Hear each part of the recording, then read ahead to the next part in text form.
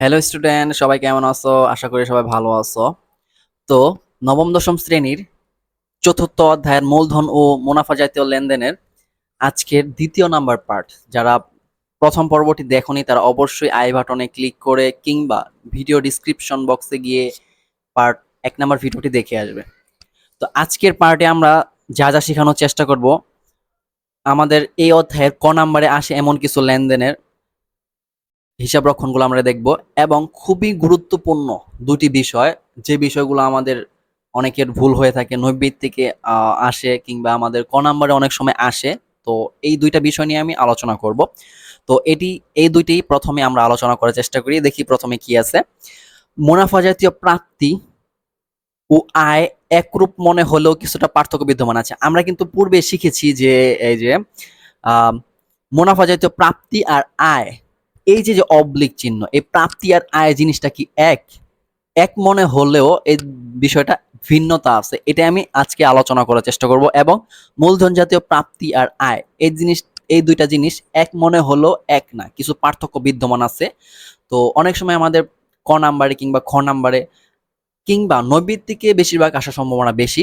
তো এই বিষয়টা নিয়ে আমরা আলোচনা করি। এখন আমরা উদাহরণের মাধ্যমে একটু বোঝানোর চেষ্টা করি। আচ্ছা, হিসাবকাল 2020 সালে ভাড়া পাওয়া গেল 60,000 টাকা। তুমি ভাড়া পাইছো 60,000 টাকা, কিন্তু এর মধ্যে 20,000 টাকা পরবর্তী বছরের, অর্থাৎ 21 সাল সংক্রান্ত। এই যে 60,000 টাকা পাইছো, এই 60,000 টাকার মধ্যে এই 20,000 টাকা তোমার 21 সালের। আচ্ছা, তাহলে এখানে তুমি কতটুকু প্রাপ্তি পাইলা আর কতটুকু তোমার আয় হইলো, এটা আমাদের পরীক্ষায় আসতে পারে ক নাম্বারে কিংবা নৈবিত থেকে। তো আমরা যদি হিসাব করার চেষ্টা করি, দেখো প্রাপ্তি বিষয়টা কি। প্রাপ্তিটা হচ্ছে আমাদের যতটুকু আমরা পাবো কিংবা পাইছি ততটুকুই আমাদের কি প্রাপ্তি। তাহলে আমরা কিন্তু 60,000 টাকায় কিন্তু পায়ে গেছি। এই যে দেখো, মূলধন জাতীয় প্রাপ্তি 60,000 টাকা, 60,000 টাকা কিন্তু আমরা পাইছি, কিন্তু আমাদের এই 60,000 টাকায় কিন্তু আয় নয়। কেননা 20,000 টাকা আমাদের পরবর্তী বছরের আছে। তার মানে আমাদের 60,000 টাকা থেকে 20,000 টাকা বাদ দিয়ে যতটুকু থাকবে ততটুকুই হচ্ছে আমাদের কি আয়। 20,000 টাকা হচ্ছে পরবর্তী বছরে, আমাদের এই বছরে মানে রানিং বছরে যতটুকু আমরা আয় করব ততটুকুই হচ্ছে আমাদের আয়। তাহলে আমাদের 60,000 টাকা হবে প্রাপ্তি আর 40,000 টাকা হবে আমাদের কি আয়। আচ্ছা, এখন মূলধন জাতীয় বিষয়টা দেখি। মূলধন জাতীয় প্রাপ্তি ও আয় একরূপ মনে হলেও কিছুটা পার্থক্য বিদ্যমান, যা উদাহরণের মাধ্যমে দেখানো হলো। আচ্ছা, উদাহরণটা দেখি আমরা। জনাব রতন 2020 সালে একটি জমি 2,80,000 টাকায় ক্রয় করে। খেয়াল করে দেখো, 2,80,000 টাকাতে কিন্তু একটা জমি ক্রয় করছে, যা 2022 সালে 4 লক্ষ টাকা বিক্রি করে। এখানে মূলধনই আয় হয়েছে। আচ্ছা, আমি একটু বুঝিয়ে দেওয়ার চেষ্টা করি। তুমি একটা সম্পত্তি ক্রয় করছো 2,80,000 টাকা দিয়ে, এবং সেই সম্পত্তিটা 2 বছর পর বিক্রি করে ফেলাইছো হচ্ছে 4 লক্ষ টাকা। এখন এখানে মূলধন জাতীয় আয় কতটুকু, মূলধন জাতীয় প্রাপ্তি কতটুকু। আচ্ছা, আমি কিন্তু পূর্বেই বলেছি প্রাপ্তি মানে আমি যতটুকু পাবো ততটুকুই আমাদের প্রাপ্তি। তাহলে দেখো, আমরা বিক্রয় করার ফলে কিন্তু আমরা 4 লক্ষ টাকায় পাইছি। এই যে 4 লক্ষ টাকা আছে, বিক্রয় করার ফলে কিন্তু আমরা এই 4 লক্ষ টাকায় পাইছি। এই যে 4 লক্ষ টাকা কিন্তু আমরা পাইছি।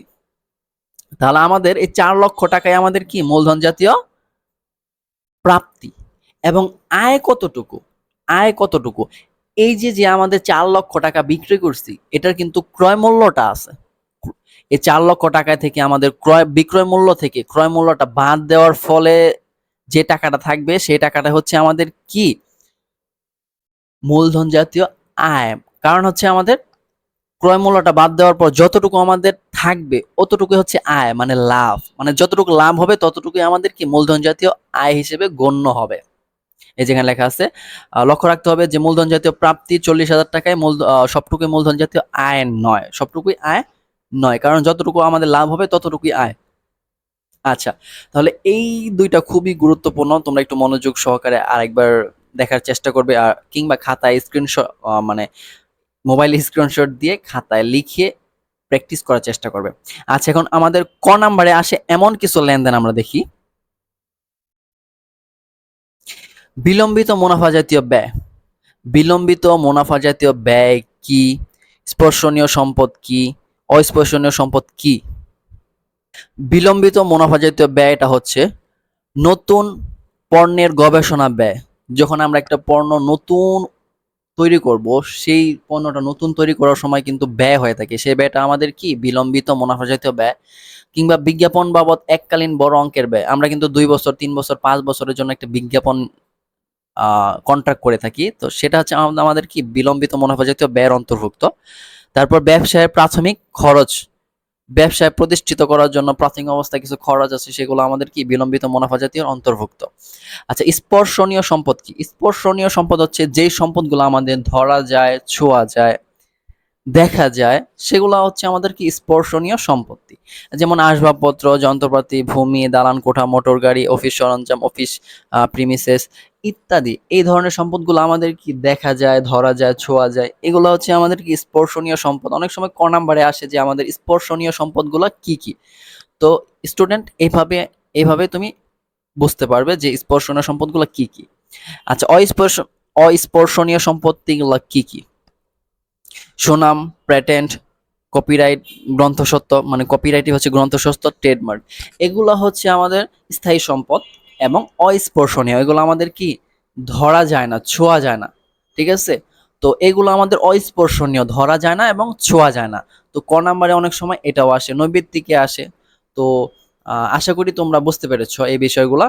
তো খাতায় স্ক্রিনশট দিয়ে অবশ্যই তোমাদের খাতায় নোট করে রাখবে এগুলা, কারণ অনেক সময় তোমাদের প্রয়োজন পড়তে পারে যে স্পর্শনীয় সম্পত্তিগুলো কি কি, অস্পর্শনীয় সম্পত্তিগুলো কি কি, বিলম্বিত মুনাফা জাতীয়গুলো কি কি। তো এগুলা খাতায় অবশ্যই নোট করে রাখবে, যখন প্রয়োজন হবে তখন দেখতে পারবে।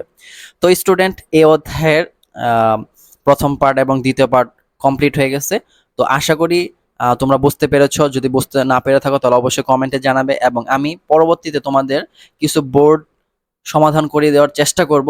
তো অবশ্যই সেই বোর্ডগুলো তোমরা দেখবে এবং আমার সাথে সাথে করার চেষ্টা করবে। আশা করি তোমরা বুঝতে পারবে। তো আজকের ভিডিওতে এই পর্যন্তই। সবাই ভালো থাকবে, সুস্থ থাকবে এই কামনা করে আজকের মতো বিদায় নিচ্ছি। আল্লাহ হাফেজ।